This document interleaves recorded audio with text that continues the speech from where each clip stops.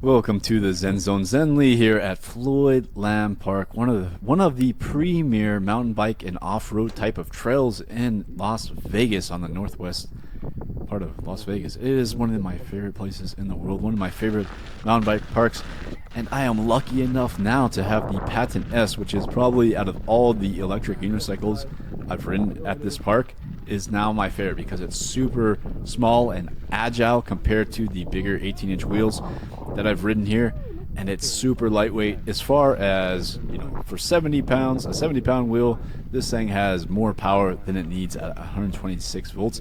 I see some of these newer, smaller wheels coming out that have more voltage than that, and I'm like, man, do you really need more voltage than that? And the answer is, I guess if you want it. I mean, for safety, keeps you from cutting out. You can see there I had the Insta360 X4 in the wrong hand, and I kind of smashed it, got a little bit dirty, but it cleaned up well. That X4 is an amazing camera. You can see it's keeping up quite well. You can see it's taking some pretty nice video. It doesn't have the best low light. It is such a great camera, and it is the best camera for electric unicycle riders because it gives you, it's like having your own camera crew, you know? It's kind of like having your own drone follow you. The Skydio works great, but it, you know, makes noise, and it's a lot more of a hassle with the Insta X4 you just put in your hand. And yeah, you can get some pretty nice video with it. And this is like a roller coaster of a line right here. It's my favorite line. Very snake roller coastery.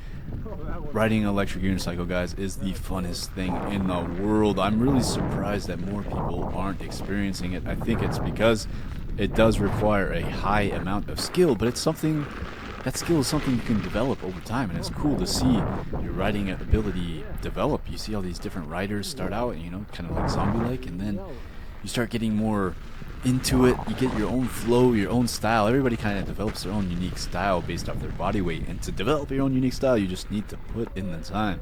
Ride in unique areas, ride in crazy areas like this, and there's even a paved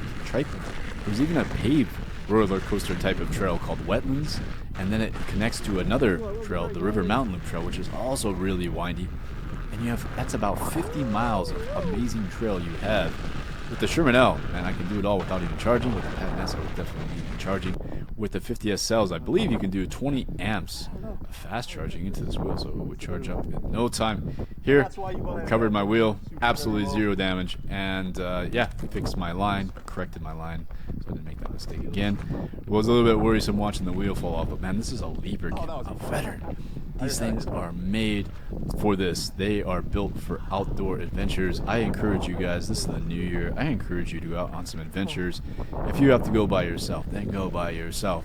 In Vegas, there aren't too many people that could even keep up with me, and even less that have a day, you know, everyone has a day job. I don't have a day job, so I can go out ride anytime I want and make content for you guys to get you. I really want to inspire you to go out and ride this year, not get hurt, wear your safety gear. You can see I got my knee pads on, got a motorcycle jacket on, and my new Olders helmet, and also I have some padded underpants on as well, which, you know, a little extra padding. I didn't go down at all this day. I rode perfectly, but it's good to have the gear.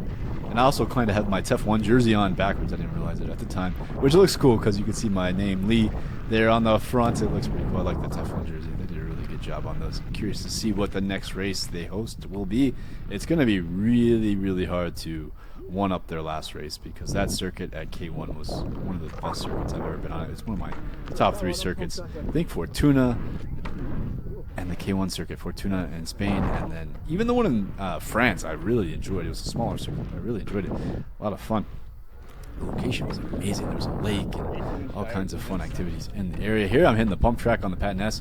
The suspension, I have the 70-pound suspension coil, or I have the 70-pound suspension, and I told E-Wheels I wanted the 66 because that's what I have on my Lynx, that's what I have on my Sherman L.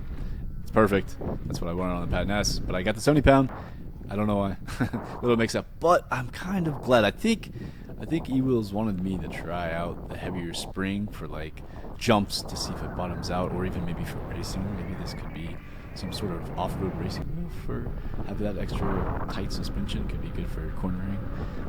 It does do pretty good, you know, with a knobby tire cornering, but I don't know if it's like gonna win any races. Yeah, I would much prefer the links for racing. I regret not having the links in some regard for my races here in the U.S., but the Sherman L, man, if I wouldn't take anything back because the Sherman L is amazing. I got some photos that are just really amazing that wouldn't have happened on the links. Like the photo Marty back took of me doing the slide, the cycle slide on the Sherman L was one of my favorite photos of all time, of all my photos that have been taken since the beginning of my racing days. It's an amazing photo. Yeah, so here I'm just riding casually, you know, people, if there are people around, I slow down and am respectful and wave. I love Floyd Land Park. Everyone's chill. Everyone's out here to have a good time. A lot of people come out here to do barbecues and just hit these trails. There's also a pump track, as you guys saw, which is a lot of fun, you know, to practice on. And this is the 215 bike trail here.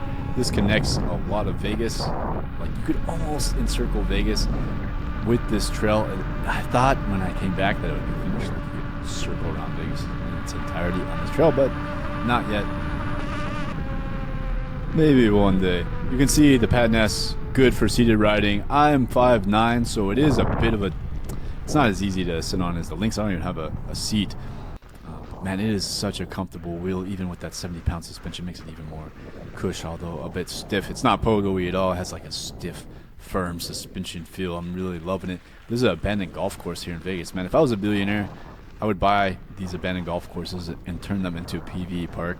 Imagine having a place you can go like this, man. You just come out here and shred.